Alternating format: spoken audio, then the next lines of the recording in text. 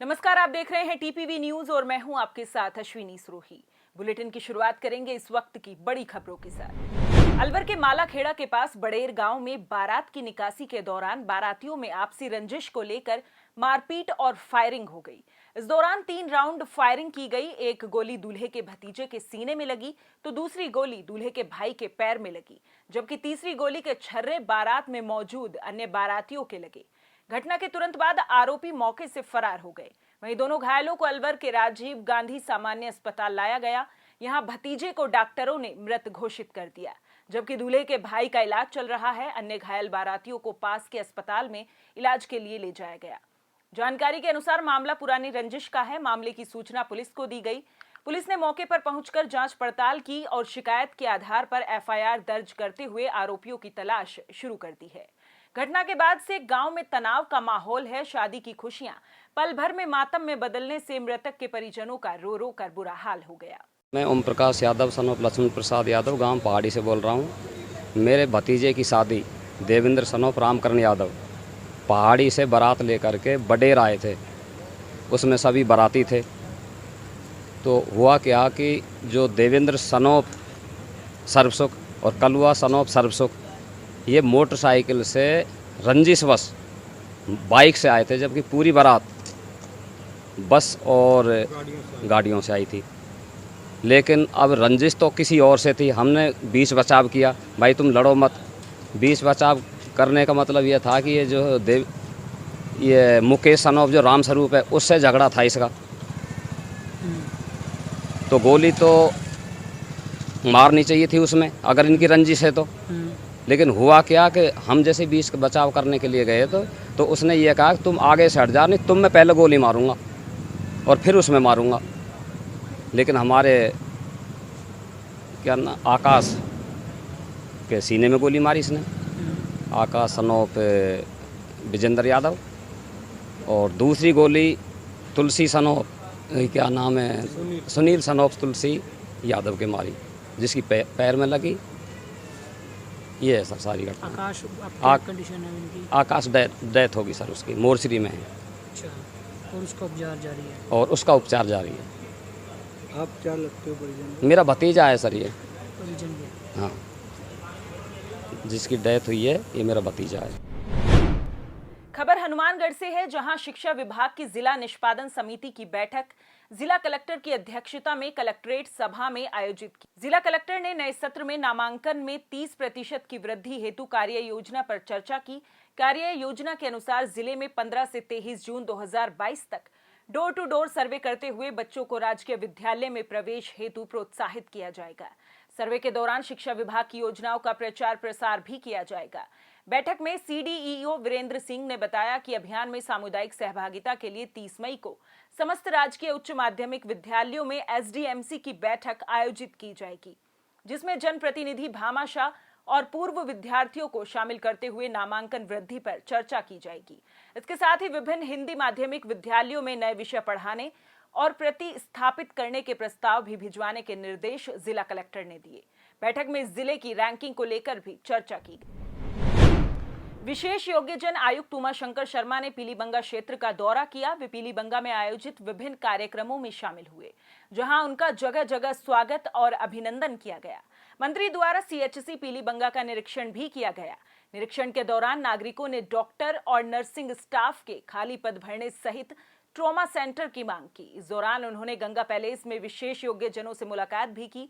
मंत्री उमाशंकर शर्मा ने राज्य सरकार द्वारा संचालित की जा रही विभिन्न योजनाओं के बारे में कहा कि राज्य सरकार द्वारा प्रदेश के विशेष योग्यजनों के लिए अनेक कल्याणकारी योजनाएं चलाई जा रही हैं।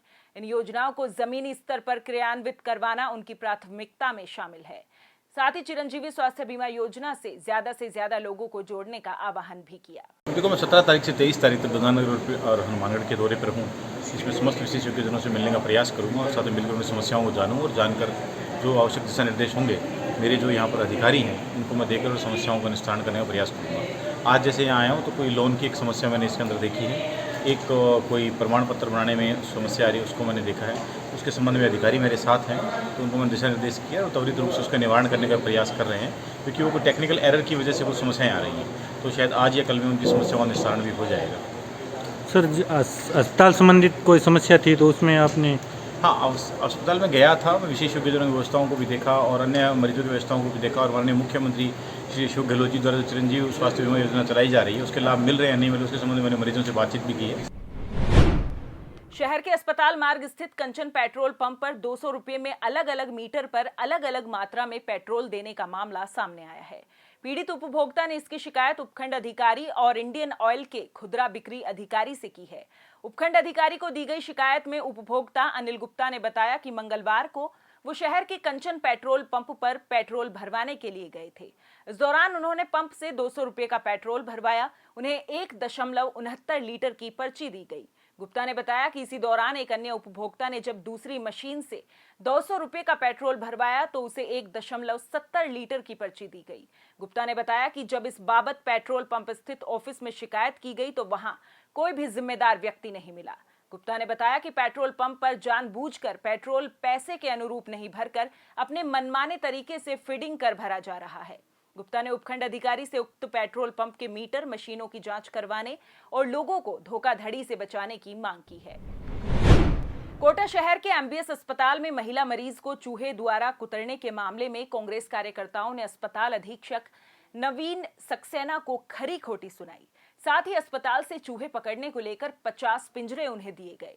प्रदेश कांग्रेस कमेटी के सदस्य क्रांति तिवारी के नेतृत्व में कांग्रेस कार्यकर्ता एमबीएस अस्पताल पहुंचे और उन्होंने अपनी नाराजगी जाहिर करते हुए कहा कि सरकार चिकित्सा पर करोड़ों रुपए का बजट खर्च कर रही है और अस्पताल चूहे पकड़ने के लिए पिंजरे तक नहीं खरीद सकता।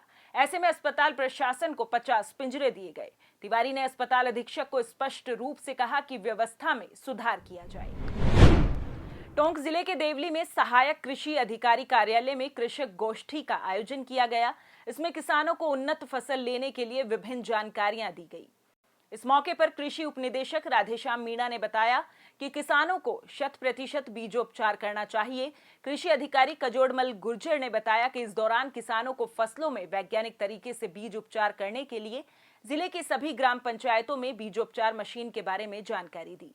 इसके बाद कृषि अधिकारियों ने शहर की खाद बीज दुकानों का निरीक्षण कर आवश्यक दिशा निर्देश दिए। सीजन प्रारंभ होने से पहले किसानों को क्या करना चाहिए, उसके संबंध में किसानों को बीज उपचार, उन्नत बीज के बारे में विस्तार से जानकारी दी।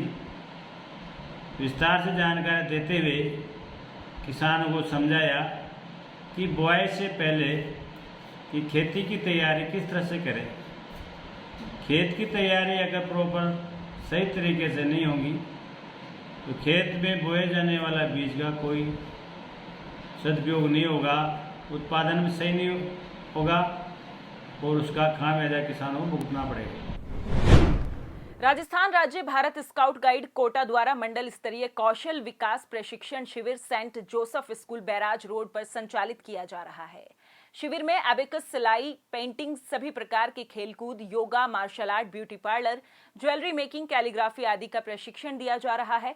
जिला संगठन आयुक्त कोटा प्रदीप चित्तौड़ा ने बताया कि शिविर में विनयराज सिंह के नेतृत्व में लगभग 155 बालक बालिकाएं प्रशिक्षण प्राप्त कर रहे हैं। शिविर में सेंट जोसेफ विद्यालय की प्रधानाचार्य सिल्विया फर्नांडिस द्वारा इंग्लिश स्पोकन और विशेष दक्षता का प्रशिक्षण प्रदान कर संचालन का दायित्व बखूबी निभाया जा रहा है। मंडल के सहायक राज्य संगठन आयुक्त दिलीप कुमार माथुर ने बताया कि स्काउट गाइड संगठन में सभी बालक बालिकाओं को स्वावलंबन का प्रशिक्षण प्रदान किया जाता है, जिसके अंतर्गत कौशल विकास प्रशिक्षण शिविर 17 मई से 25 जून तक आयोजित किया गया। इस शिविर में बालक बालिकाएं बहुत ही रुचि से प्रशिक्षण प्राप्त कर रहे हैं। उदयपुर जिले के सलुम्बर से बेड़ावल के 20 किलोमीटर के दायरे में रहते हजारों लोग आजादी के इतने वर्षों बाद भी डॉक्टर को तरस रहे हैं। बेड़ावल का पीएचसी केवल 2 कंपाउंडर के भरोसे चल रहा है। बेड़ावल के हेमराज मीणा ने बताया कि बेड़ावल के पीएचसी में 2 कंपाउंडर के अलावा कोई डॉक्टर नहीं है, जिससे इलाके के लोग इलाज के लिए परेशान हैं। उन्हें यही चिंता सताती है कि बच्चों, महिलाओं और बुजुर्गों के अचानक आधी रात को बीमार पड़ने पर हम कहां जाएंगे। हेमराज ने बताया कि मंगलवार को मेरी बच्ची बीमार हो गई तो उसका इलाज करवाने मैं बेड़ावल के पीएचसी पहुंचा, जहां दोनों कंपाउंडर में कोई भी नहीं मिला। इस कारण मुझे तुरंत सलुम्बर के लिए निकलना पड़ा। ये ऐसा एक मामला नहीं है, बल्कि दिन में कई लोग अपना इलाज करवाने आते हैं, लेकिन डॉक्टर नहीं होने पर मुसीबतों का सामना करना पड़ता है। हेमराज मीणा ने बताया कि यहाँ पीएचसी में कई सालों से केवल 3 कमरों में ही इलाज किया जा रहा है, जिसमें केवल 2 बेड हैं। अगर 2 से ज्यादा लोग इलाज के लिए आए तो बेड की कमी रहती है। शरीर में कोई भी रोग होने पर डॉक्टर सबसे पहले जांच के लिए कहते हैं, लेकिन नजदीकी इलाके में कहीं भी जांच की मशीनें नहीं होने के कारण लोगों को 20 किलोमीटर दूर सलुम्बर जाना पड़ता है। वहीं अगर कोई इमरजेंसी आ जाए तो यहां से 90 से 100 किलोमीटर दूर उदयपुर का रास्ता नापना पड़ता है। वहीं बारिश के दौरान अगर इमरजेंसी हो तो जर्जर सड़क से होकर सफर करना किसी खतरे से खाली नहीं होता। साथ ही गर्भवती महिलाओं की डिलीवरी के दौरान जर्जर सड़क से निकलना मुश्किल होता है।